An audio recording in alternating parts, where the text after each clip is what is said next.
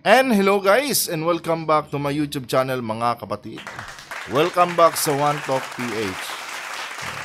So ang topic natin dito ngayon mga kababayan, no, sa video na ito ay patungkol po ito mga kapatid sa ekonomiya ng China na patuloy na bumabagsak. Diba? Napakagandang topic nito mga kababayan. At dahil dito, no, malalaman natin kung bakit sobrang sugapa ng China ngayon mga kapatid. No. Pero bago ang lahat, kung bago ka lang dito sa ating YouTube channel, huwag kalimutan mag-subscribe at please lang guys, no, paki-like niyo po ang ating video para i-share pa ni YouTube sa iba pang hindi pa nakakapanood. So ito na nga mga kapatid, no. Kagabi kasi nanood ako ng live ni Attorney Harry Roque. No. At itong si Attorney Harry Roque mga kababayan, alam naman natin na spokesperson dati yan ni former President Duterte. At ito na nga mga kapatid, kakauwi lang kasi nito ni attorney galing ng China. And hindi ko alam mga kapatid kung ano po yung mga agenda niya doon. No? Siguro may mga ginagawa, niluluto silang agenda doon sa China mga kababayan, hindi lang natin alam ano. And according to attorney Harry Roque mga kababayan, napakaganda daw po ng China. At napaka progresibo daw nito na bilang isang bansa mga kapatid. Ewan ko kung paano niya nasabi yung mga bagay na yun. At ito daw mga kapatid, ito daw yung isa sa dahilan kung bakit ginagamit daw ngayon ng Amerika itong Pilipinas, no, para makuha itong China. No. Dahil hindi daw matanggap ng Amerika mga kababayan, according to Attorney Harry Roque ito hindi daw matanggap ng Amerika na may kapantay na po sila sa kapangyarihan. Dahil technically speaking, no, mayaman na bansa daw itong China mga kapatid. No, yan ang claim ni Attorney Harry Roque sa kanyang live. No, pero bago natin simulan 'to mga kababayan, no, panoorin muna natin 'to. Itong video na 'to mga kapatid, no, noong January lang po ito na-upload. No, at ito po ay balita patungkol sa ekonomiya ng China. Inamin ni Chinese President Xi Jinping na nasa panganib ang ekonomiya ng bansa. Inihayag ito ng Chinese President sa kanyang talumpati para sa pagpapalit ng taon noong linggo. Anya, nahihirapan ng Chinese businesses at wala rin trabaho makita ang mga mamamayan sa bansa. Ito Diba? Patuloy na natin dyan. Ang linaw mga kapatid, sabi ni President Xi Jinping, no? Si Xi Jinping na mismo nagsabi, no, nabagsak ang ekonomiya ng kanilang bansa. Ang hindi ko alam mga kababayan, kung saan kinuha ni Attorney Harry Roque yung kanyang sinabi na napakaganda daw ng China. Sige, sabihin natin maganda yung mga infrastructure, nabubulol ako, yung infrastruktura ng China. Given na yon dahil syempre sa pagtakbo ba naman ng panahon, patuloy sila sa pag-upgrade ng kanilang loob ng kanilang bansa mga kapatid. Paganda sila ng paganda ng kanilang bansa. Ang tanong diyan, no, ang ekonomiya ba ng China kasing ganda din ng kanilang mga infrastruktura? No. Ang linaw na sabi ni President Xi Jinping dito mga kababayan, bagsak yung kanilang ekonomiya. And sabi ni Attorney Harry Roque kagabi, no, napaka-progresibo daw nitong China. No. Kaya daw ito pinagkakainteresan ng Amerika. No. Ginamit daw ng Amerika itong Pilipinas, no, para makuha itong China sa pamamagitan ng giyera. No, dahil hindi daw matanggap ng Amerika na merong kapantay sila pagdating sa kapangyarihan. At ito nga daw yung China mga kapatid. No, kaya ko to pinapanood sa inyo mga kababayan, no, dahil meron akong ipapakita sa inyo, no, yung patunay mga kapatid na ang ekonomiya ng China bagsak na po. No. Ito po yung magsasabi ng totoo mga kababayan, no. Itong ating babasahin ngayon. Dahil napaka-legit po nito mga kapatid at ito po ay galing po isang report galing sa IMF. No. Ito basahin natin. Galing po ito pala mga kapatid sa boanews.com. No. At yung datos dito galing po sa IMF. No. Sabi dito, Washington, the International Monetary Fund says China's economy decline is likely to continue over the next 4 years. Ibig sabihin dito mga kababayan, no? Nagdi-decline na talaga or bumabagsak na talaga yung ekonomiya ngayon ng China. No. At posible itong magpatuloy mga kapatid sa susunod na 4 na taon. No. 4 years. As the world's second largest economy deals with a range of challenge from a rapidly aging population, higher unemployment, no? Higher unemployment mga kapatid. Biruin niyo isang bilyon, no, ang populasyon ng China, no. And property crisis, no. So ito yung pinagdadaanan ngayon mga kababayan ng bansang China, no. Ngayon hindi ko alam kung paano ba nasabi ni Atty. Harry Roque, no, yung mga bagay na yun. Nasabi niya napakaganda daw ng China, no, kinakainggitan daw ito ng Amerika. Kung kaya't ngayon, no, ginagamit daw ang Pilipinas, ginagamit daw ng Amerika, no, para sa kanilang interest dito sa China, di ba? Dahil hindi daw matanggap ng Amerika na meron silang kapantay sa kapangyarihan. Yun yung sabi ni Atty. Harry Roque mga kababayan, no. Ililinawin ko lang to mga kapatid, I have nothing against Atty. Harry Roque. Sino ba naman ako para questionin ang dating spokesperson? No? Pero syempre mga kababayan, hindi naman tayo tanga, no?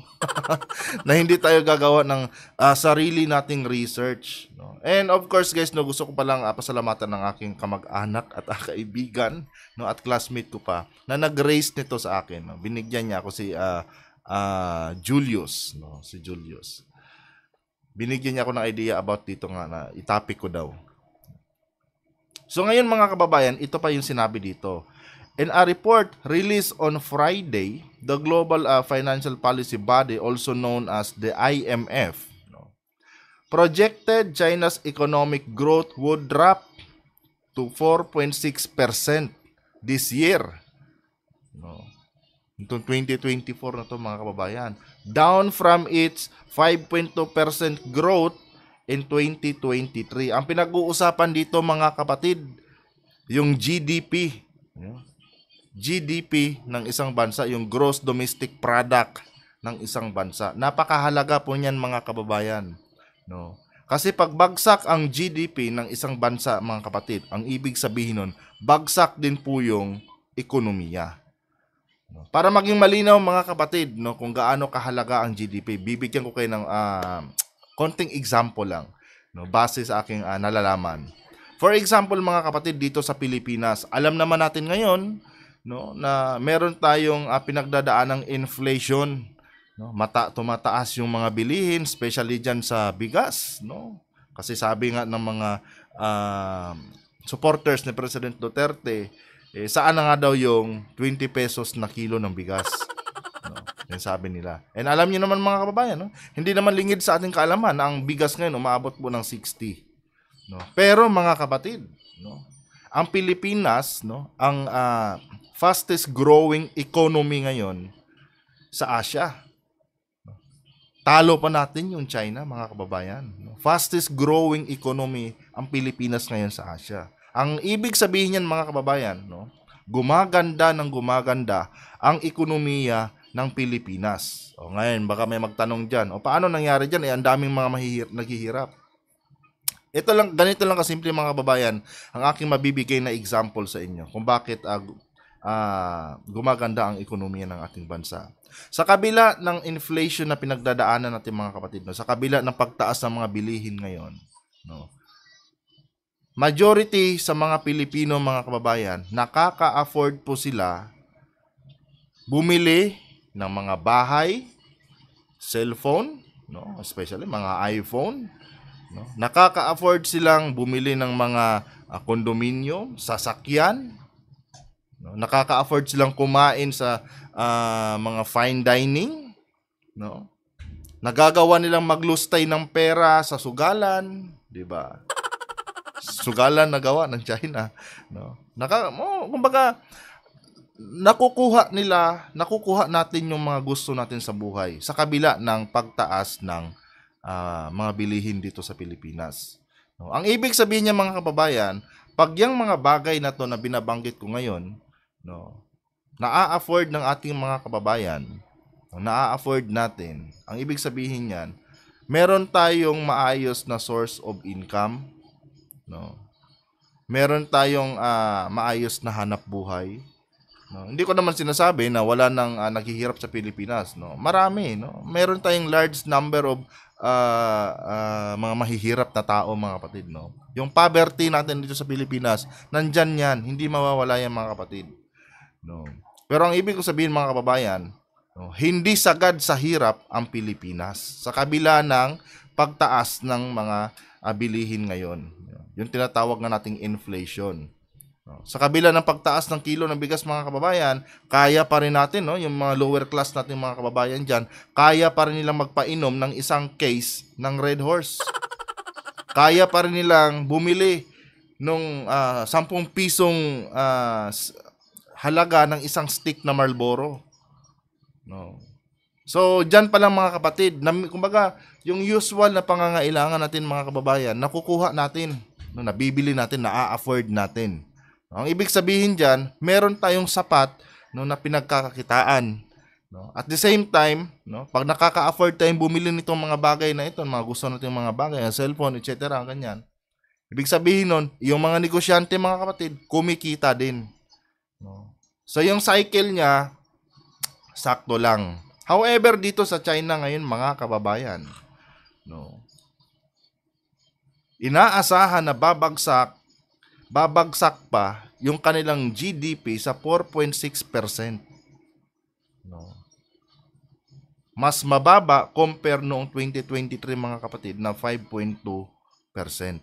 Ngayon, ang ibig sabihin mga kababayan, no, itong China ay dumadaan po sa paghihirap ngayon. No, maganda lang tignan yung bansa ng China mga kapatid. No, pero pag nag-deep dive ka, kumbaga maganda lang tignan yung bahay, no? I-example natin yung China sa isang bahay. Maganda lang tignan sa labas yung bahay, pero pag pumasok ka sa loob mga kababayan, bulok na pala.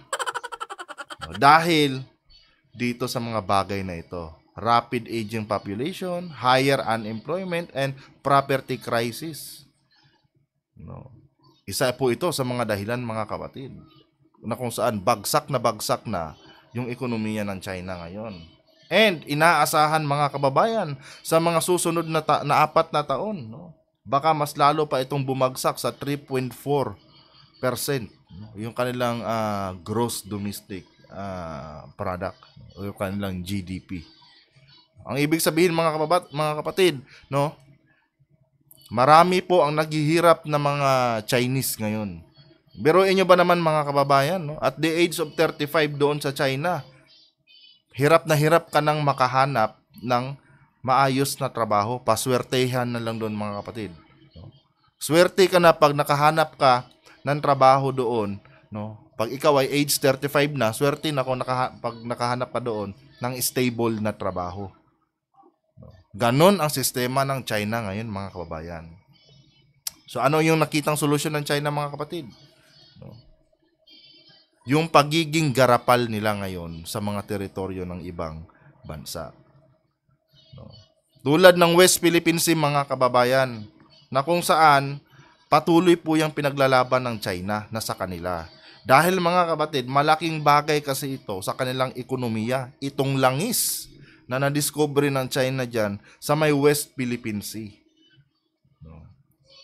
Yan po ang isa sa mga dahilan mga kababayan na itong China handang-handa sila makipagyera, no, dahil para lang tindigan yung kanilang claims dyan sa may West Philippine Sea. Dahil nga mga kapatid, no, sa tingin ko ito lang yung inaasahan nila na sasalba dito sa kanilang ekonomiya. Dahil nga bagsak na yung ekonomiya ng China ngayon mga kababayan. Napanood nyo naman kanina sa balita. Last January lang yung video na yung mga kababayan. No? Last January lang po yan. Si Xi Jinping na mismo nagsabi mga kapatid na bumabagsak ang ekonomiya ng China. And ayon sa IMF mga kababayan, no, International Monetary Funds, no, Isa po itong lehitimong tawag nito, agency. I think sa US yata itong mga kapatid, no? Na itong China nga ay nagsasuffer na ngayon at malaki ang possibility mga kapatid na yung GDP ng China ngayon babagsak pa sa 4.6 galing doon sa GDP nila nung nakaraang taon na 5.2%. No. Pagbagsak ang ekonomiya ng isang bansa, mga kababayan, no, malaki ang mawawala sa mismong bansa na yan. No. Mawawalan ka ng investors. Yung mga negosyante na taga ibang bansa, mawawalan na ng gana na mag-invest sa bansa mo. Bakit? Diba? Bagsak ang ekonomiya mo eh. Pag bagsak ang ekonomiya mo, ibig sabihin, naghihirap talaga. May matindi yung kahirapan na pinagdadaanan ng bansa mo. Kaya nga ang ating presidente, mga kapatid, kung manunotice nyo inuuna niya ngayong ayusin itong electricity natin. No? Matatandaan yun sa nakaraang vlog natin. No? Yung nuclear, gusto niya isulong na buksan na yan. No? At hopefully mabubuksan na talaga yan. Tapos yung sa Germany na nakuha niyang kontrata doon mga kababayan na magtatayo dito ng mga wind farm. No? Para sa recycle energy. No? Tinatarget ng ating Pangulo ngayon mga kapatid, no?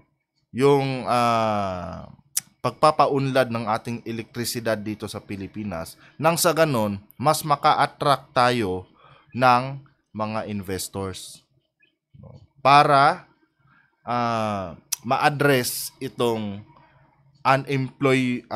numbers of unemployment natin dito sa Pilipinas, no? Kumbaga, pag maraming investors mga kababayan, maraming magbubukas na trabaho. Yung mga walang trabaho ngayon, yung numbers dyan ng mga unemployed natin ng mga kababayan, no, mabawas-bawasan kahit papano dahil sa maraming oportunidad na magbubukas. Gaya na sabi ko sa inyo mga kababayan, no, yung mga investors dito sa Pilipinas, no, umaayaw, minsan hindi na nagre-renew ng contract dahil sa sobrang mahal ng kuryente. Kaya ang inuuna ng ating presidente ngayon mga kapatid, inaayos niya itong electricity natin, no. Ginagawa niya ng paraan niya na mapababa natin 'yan. No. Nang sa ganon, papasok ang maraming investment sa Pilipinas. Yan po ang purpose niyan. So ngayon mga kababayan, malinaw na po sa atin. No. Sa akin malinaw na talaga kung bakit itong China sobrang garapal nila. Kung bakit talagang gusto nilang makipagpatayan diyan sa West Philippine Sea. Dahil mga kapatid, no, naniniwala siguro sila na itong malaking deposito ng langis diyan sa West Philippine Sea ang magsusupply sa kakulangan ng sa pagbagsak ng kanilang ekonomiya. No. Yan po ang nakikita ko talaga mga kababayan. No.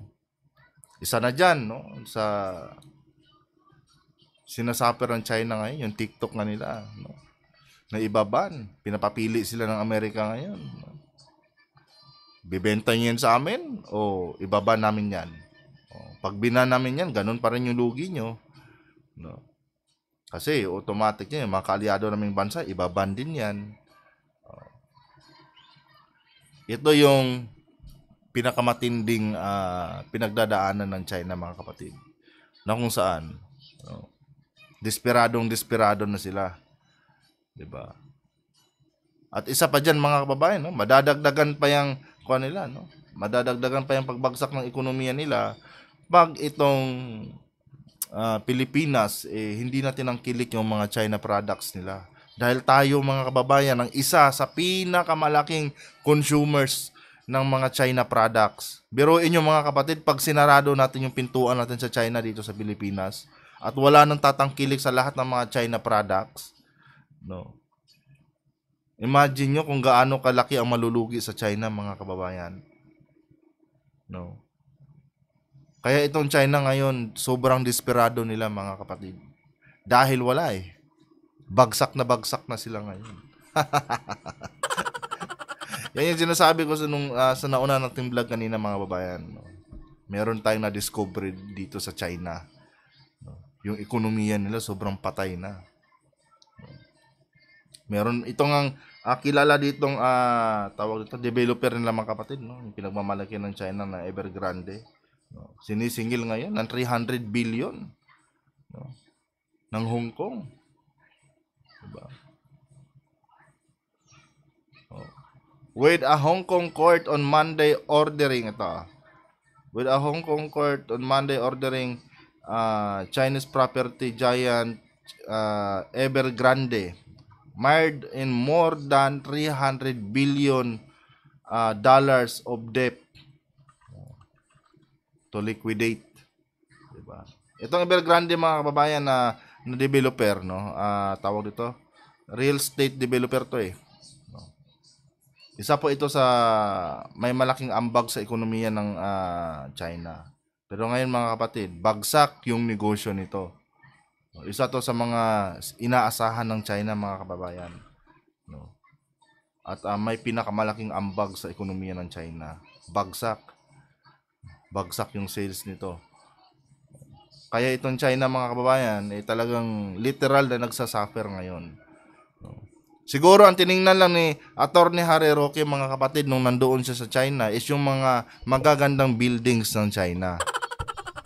No. Or ewan ko lang, siguro alam naman ni Attorney Harry Roque yan kung tutuusin Pero nagulat ako mga kapatid, hindi niya diniscuss yan, yung mga bagay na yan, hindi niya diniscuss doon sa kanyang live.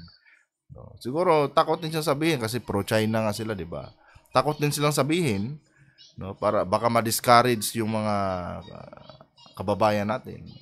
Lalo na yung mga supporters ni former President Duterte. Baka ma-discourage din sila sa China pag nalaman nilang bagsak pala ekonomiya ng China Diba?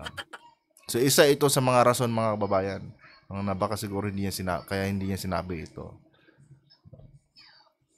Anyway, hanggang dito na lang to mga kababayan. Kung nagustuhan niyo pa ating content ngayon, huwag kalimutan mag-subscribe and paki-like din po ang ating video.